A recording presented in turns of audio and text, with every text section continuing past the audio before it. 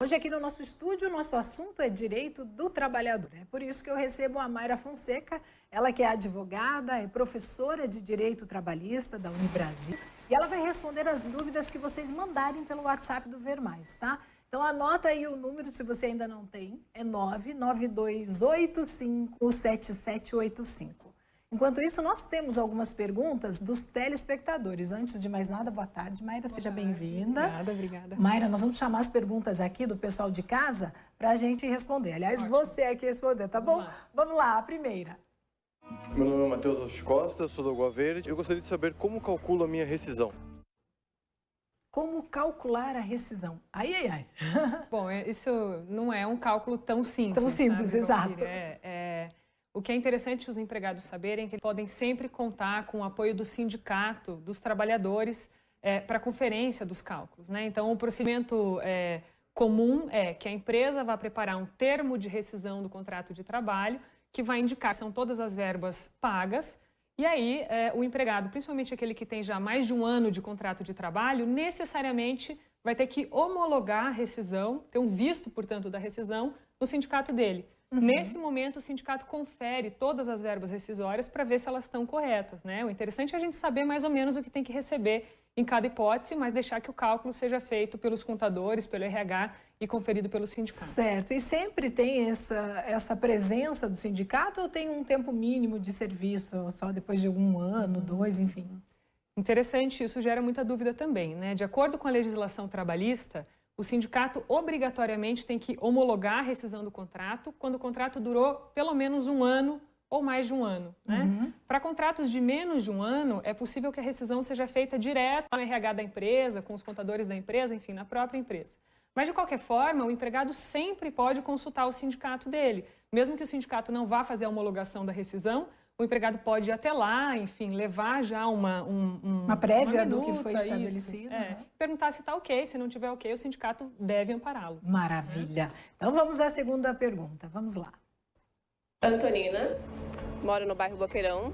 Na demissão, como fica o plano de saúde? Na demissão, quem tem plano de saúde? Boa pergunta também.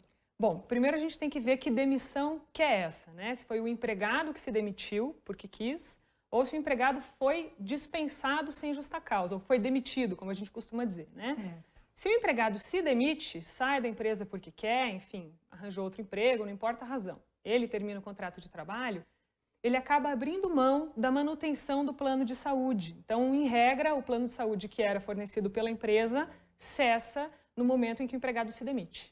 Agora, por outro lado, se o empregado for mandado embora sem justa causa, ele vai ter direito à manutenção do plano de saúde. Isso é muito interessante, porque aí não precisa entrar em discussão de carência, contratando um novo plano. Então, ele pode continuar com o plano de saúde que era fornecido pelo empregador, desde que ele assuma as mensalidades integralmente, isso é importante também, né?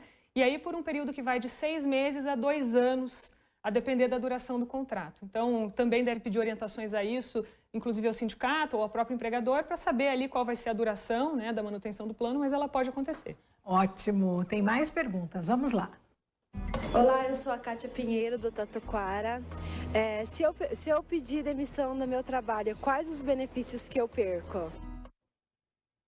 Isso é algo que a gente tem que avaliar também, né? Quando vai tomar essa decisão tão importante de terminar o contrato de trabalho, inclusive tem que entrar nas nossas ponderações para ver se vale a pena ir para o outro emprego ou não, né? Porque realmente, quando o empregado se demite, ele está pondo fim a um contrato que, em tese, deveria durar ao longo do tempo, sem previsão para se encerrar, né? Então, ele abre mão, sim, de alguns haveres rescisórios, né?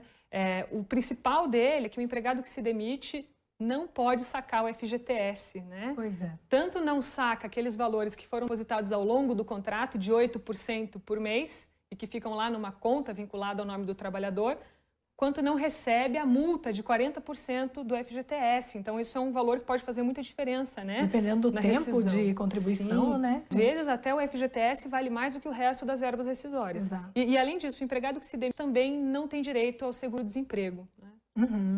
Vamos lá, nós temos ainda algumas questões aqui, mas já resolvemos, vamos colocar aqui, por gentileza.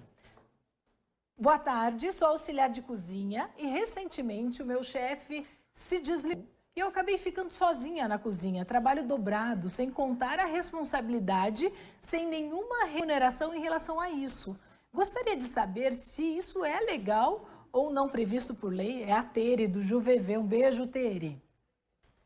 Olá, Tere, tudo bem? Vamos lá. Aqui a gente tem duas questões bem importantes na sua pergunta. Uma você está trabalhando dobrado, então a gente tem que ver se você está trabalhando para além da tua jornada normal de trabalho e, portanto, se você está recebendo as horas extras que você está cumprindo aí, né? Então, você conversa isso com o seu patrão, dá uma olhada no seu holerite. Se você está trabalhando para além da tua jornada normal, você tem que receber as horas extras, ok? E a segunda coisa que tem na tua pergunta é o que a gente chama de acúmulo de funções ou desvio de funções. Acúmulo se você continuar fazendo tudo o que você fazia antes e mais o que o teu chefe fazia, ou desvio se você deixou de fazer o que você fazia antes e agora faz o que o teu chefe fazia apenas, né? Que tem mais responsabilidade, enfim, precisa de mais comprometimento. Claro, de fato, você foi contratada para exercer uma função primeiro e teu salário é para aquela primeira função. Então, também aí vale a pena você conversar com o seu empregador para pedir para arrumar essa questão, né? Realmente, se você passa a desempenhar atividades mais complexas, você tem que receber por isso, não é? Maravilha. Próxima pergunta. Boa tarde, Val e Dramaira. Meu marido está sendo humilhado e recebendo gritos do patrão. O que ele pode fazer? Pois tem medo de ser mandado embora. É a Vanessa, de Almirante Tamandaré. Um beijo para você, Vanessa. Puxa vida, né, Vanessa, uma situação de humilhação jamais pode ser tolerada, né? Agora, realmente, quando é o contrato de trabalho que está em jogo, o empregado muitas vezes fica numa situação de vulnerabilidade. Então, se ele está sofrendo gritos, sendo humilhado no trabalho, ele está passando por o que a gente chama de assédio moral. Essa situação de assédio moral pode até ocasionar o que a gente chama de rescisão indireta do contrato de trabalho, que é uma espécie de justa causa que o seu marido pode aplicar para o empregador. Então, dessa forma, ele terminaria o contrato de trabalho, então tem que avaliar se é o caso de fazer isso, mas sem abrir mão do saque do FGTS, da multa de 40% do FGTS e fazendo a rescisão indireta do contrato de trabalho, ele ainda recebe o aviso prévio. Agora, para isso, ele precisa procurar um advogado trabalhista. De qualquer forma, eu recomendo que ele faça isso imediatamente para se informar, não é? Maravilha, até porque ele tem que ter provas, testemunhos de que isso realmente está acontecendo, né? Exato. Vamos para a próxima. Boa tarde, Val. Então, fiquei afastado do emprego por causa de depressão. Só que a empresa, mesmo assim, me obrigou a pedir a conta e perdi 4 anos, além de todos os benefícios. Posso fazer alguma coisa para rever o que perdi? É a Patrícia de Piraquara.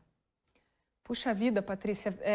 Agora aqui a gente tem uma coisa muito importante que a Val acabou de mencionar, que é a necessidade de a gente ter provas, né, dessas situações pelas quais a gente passa. Então, a empresa não pode te obrigar a pedir demissão. Se a empresa quer terminar o seu contrato, ela precisa te mandar embora sem justa causa, não é? E aí você recebe todas as verbas que vêm daí, inclusive o seguro-desemprego, eventualmente. Agora, se você foi obrigada a pedir demissão e alguém presenciou isso, ou você tem algum e-mail que comprove isso, também é interessante procurar um advogado, porque você pode discutir o fim desse contrato de trabalho numa ação trabalhista, se esse for o seu desejo, mas é muito importante ter provas. Até porque, com certeza, deve ter alguém que presenciou. Boa tarde, fui mandada embora dia 8 de maio, descobri que estou grávida e agora é a Luciane, de São José dos Pinhais. Primeiro, parabéns, né, Luciane? Um beijo para a Luciane e parabéns, né? Dia das Mães aí, um presentão. Passou o Dia das Mães grávida, que legal, né? Isso já é algo a se comemorar, sem dúvida nenhuma. Sim. Luciane, se a sua gravidez já tinha se iniciado antes do dia 8 de maio, você tem direito à reintegração no emprego. Na verdade, assim, nesse momento, como faz pouco tempo que você foi desligada, simplesmente vão anular a tua demissão, tua dispensa, enfim, não sei como foi a forma de terminação do contrato, e você volta a trabalhar. A princípio é isso que deve acontecer. E você tem garantia de emprego, estabilidade no emprego, durante todo o período da sua gravidez, até 5 meses depois do parto. Então, vale a pena contar para o empregador que você está grávida, passar essa informação a eles, e eles vão saber quais são as medidas que têm que ser tomadas a partir daí. E é interessante, né? Dá tempo para mais uma rapidamente. Olá, Val, eu trabalhei 1 ano e 2 meses sem registro e fui dispensado. Quero saber se eu tenho direito de receber. É o Luiz de Araucária. Luiz, você tem direito ao registro na carteira de trabalho se você tiver trabalhado com um elemento muito importante, que é a subordinação. Então, o que é a subordinação? ter que cumprir horário no empregador, eventualmente ter que usar uniforme, ter que cumprir diversas ordens relacionadas à forma como você executa seu trabalho. Se você trabalhou com autonomia, sem essa subordinação, então você vira um trabalhador autônomo que não tem direito ao registro em carteira de trabalho. Se não for esse o caso, você pode, e aí o único meio para isso, nesse contexto, seria ajuizar uma ação trabalhista para pedir o reconhecimento judicial do vínculo de emprego. Claro, você também vai precisar já pensar nas provas que você tem para demonstrar a subordinação. Elas podem ser provas documentais, papéis que você tem assinado e principalmente provas testemunhais, então colegas que viam que você cumpria horário, enfim, cumpria todas essas determinações do empregador. E aí você ganha o registro em carteira, isso conta como tempo de serviço e todas as verbas trabalhistas que vêm daí, FGTS, 13º, férias e etc. Maravilha. Muito obrigada, Mayra.